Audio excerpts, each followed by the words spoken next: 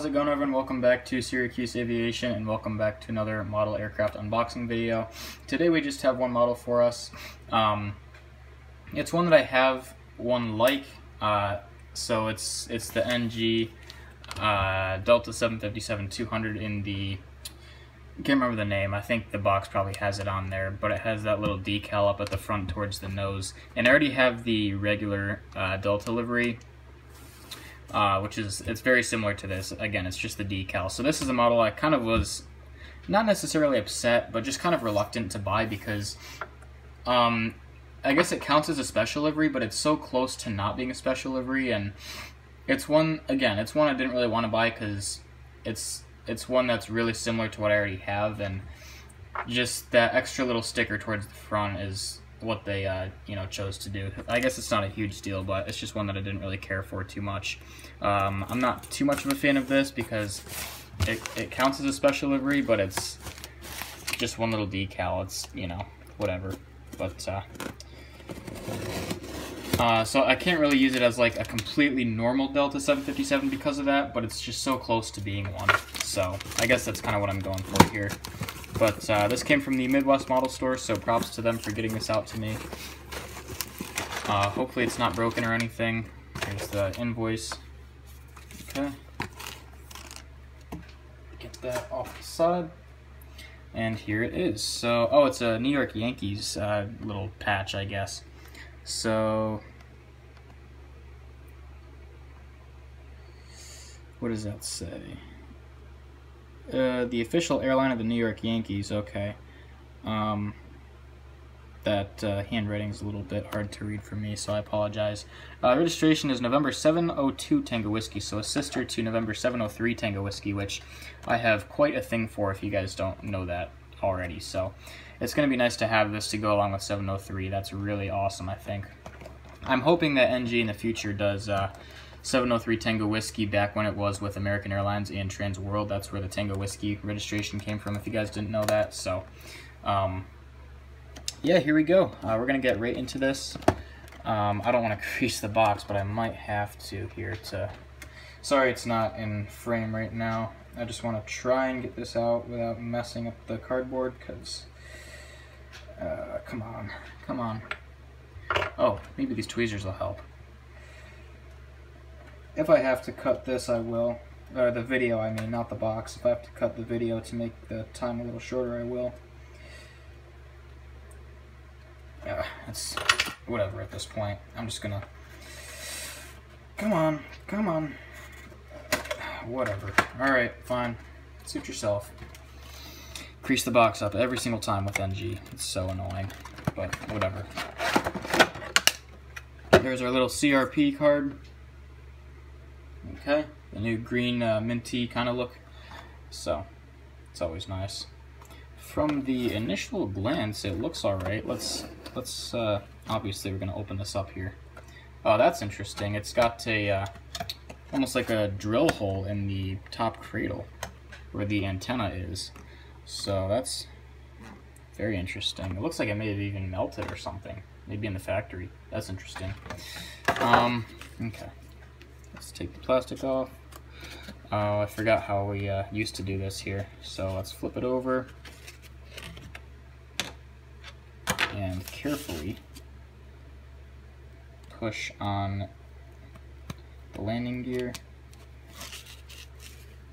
And there she is. So,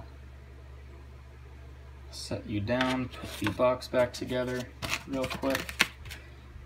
Okay. Alright.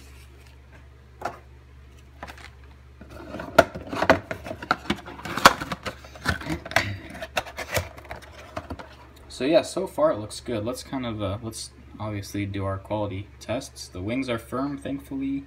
Stabilizers are also good. Antennas. Oh, this one has 2 Wi-Fi domes. That is sweet. Of course the gear don't roll. What's new? Of course. This always... NG, seriously, get it together. I mean...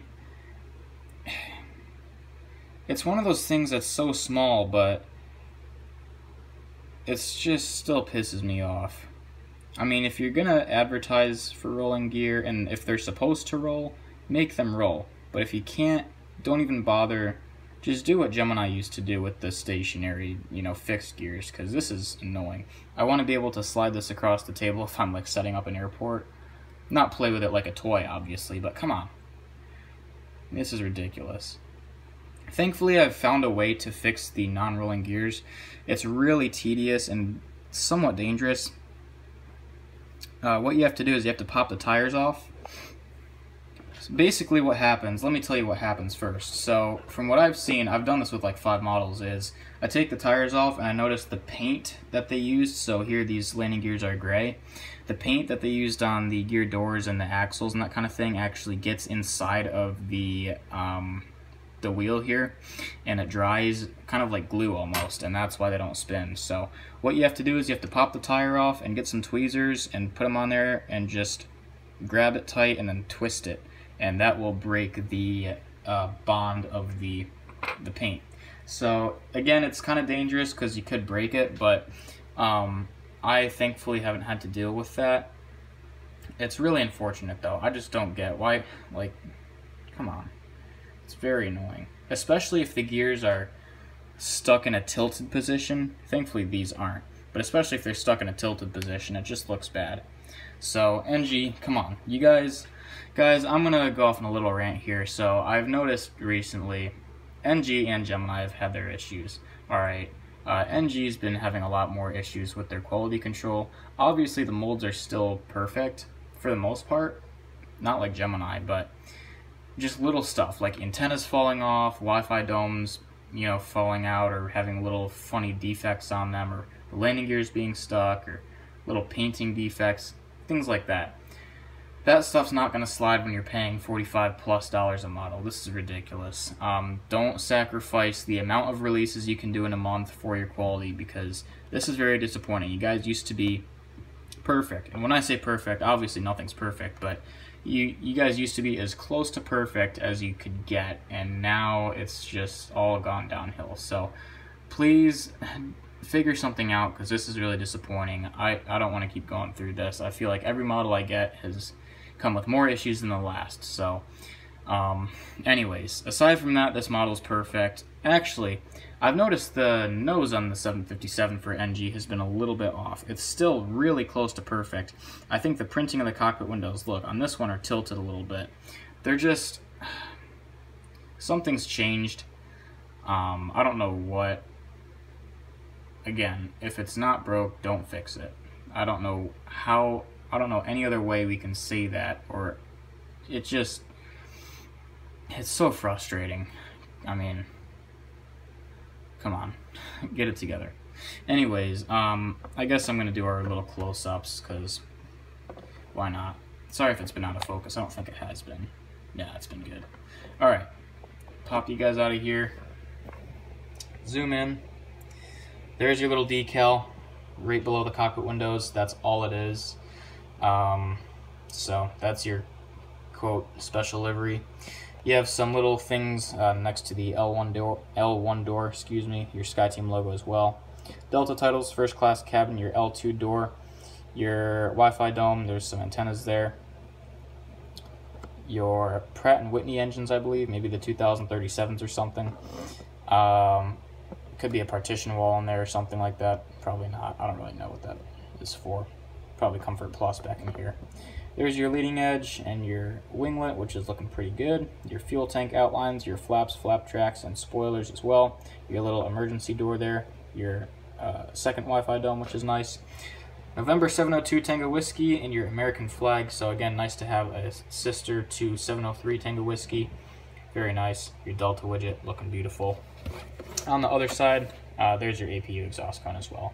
Other side, same thing, just got your baggage doors, so you have one there kind of to the right of 702 Tango Whiskey on the bottom there. And you have one up front below the Delta widget. So that's really all there is. No overwing exits, obviously, being a Generation 1 752. Here's your underside with your non-rolling landing gear. For the time being, I may fix that, but I might not also. Your stand hole, which isn't like the old one with the little flat piece in there, so I don't know if it looks very greasy as well. I don't know if you guys can see that. I don't know if NG is going to do a stand at some point, but I hope they do. Some more details. Probably says 752 up there below the nose cone. You have your gear doors, your gear itself, and that's really it.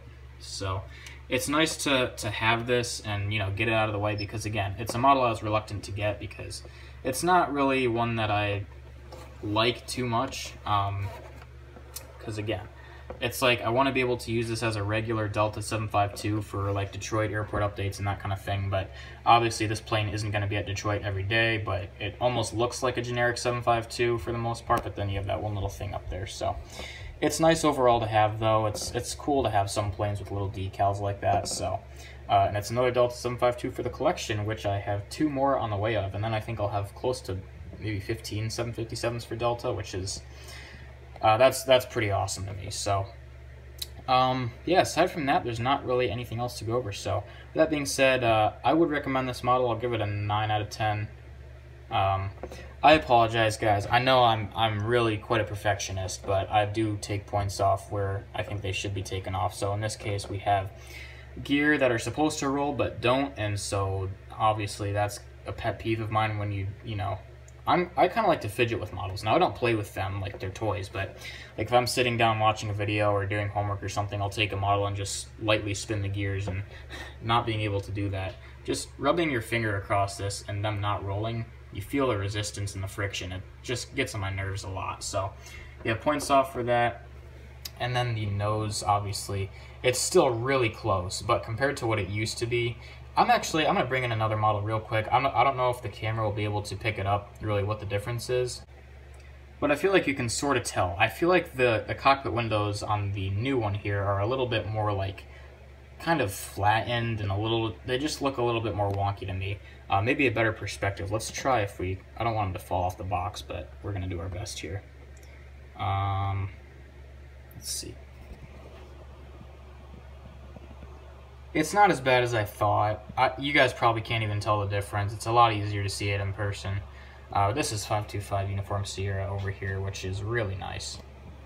Very glad to have it. Maybe I shouldn't take points off. I want to, but you guys probably can't tell the difference, so I'm not going to take points off. Still a 9 out of 10 though, because those gears, that should not be an issue at all. So I really love NG. I still think that they are better than Gemini in terms of their molds. Are way more accurate than Gemini jets. I mean, I don't have a perfect example for Gemini jets as poor quality molds because I just don't buy them. That's why I haven't gotten the Avelo 737-800 pre-ordered yet, because I'd rather wait a whole extra year or 2 or however long it takes NG to do it and have an almost perfect rendition where you have 2 big split scimitars on the Gemini ones, a funny shaped nose with a completely square nose gear door. You know, that kind of thing is just not going to slide with me. So anyways, I apologize for the rant there, but yeah, 9 out of 10 model. Overall, pretty nice. I'd recommend it if you guys have Delta hubs or anything like, you know, anything of that nature. So with that being said, I appreciate you guys stopping by today. Thanks for watching. If you have any questions or comments, go ahead and leave me a comment below.